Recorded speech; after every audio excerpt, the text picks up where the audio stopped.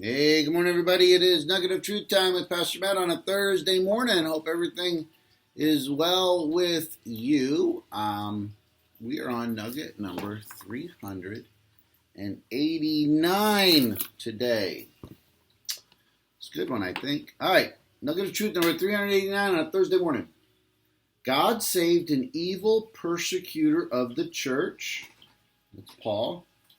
To be a living example of his grace and mercy. Now everyone can see to what extent and magnitude the goodness of God applies.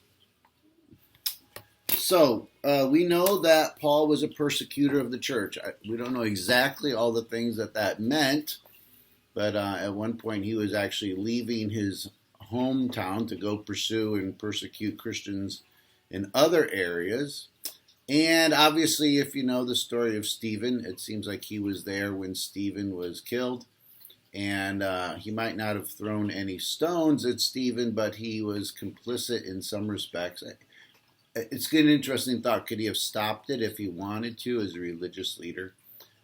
Maybe he could have. So he had a measure of complicity in it. But God saved him. In fact, he points this out, that God saved him as an example of God's grace and mercy. And again, I know the past sometimes has tentacles to it. I think we kind of empower those tentacles if we're not careful. But Paul had a past, but he also knew he was forgiven. So again, it's the past. It's not my past. It's the past. I don't own it. God bought it. Jesus paid for it. And again, we downplay God's goodness, we downplay God's mercy, we downplay God's grace. It's a matter of what are we focusing on? Are we going to focus on us and our actions? Or are we going to focus on God and his character? And so some of that is, I know it's not an easy thing to do. It can get tricky, and there's a little bit of a, I don't want to say a battle. I was explaining to somebody, spiritual encounters, if you will, or spiritual battle, better way to say it, is more like a rifle shot, a sniper shot, than a boxing match. You don't want to get into a blow-by-blow confrontation with Satan. You just want to give him a rifle shot and move on.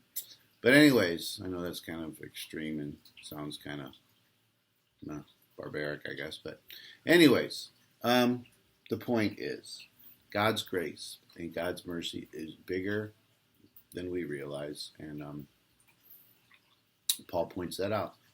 And as hard as it is for us to think that Stephen was martyred and Paul was there, in God's sovereignty, God used that to kind of drive the point home, that God's grace is bigger than our past. All right, which is not our past, it's the past. All right, take care. God bless. Bye.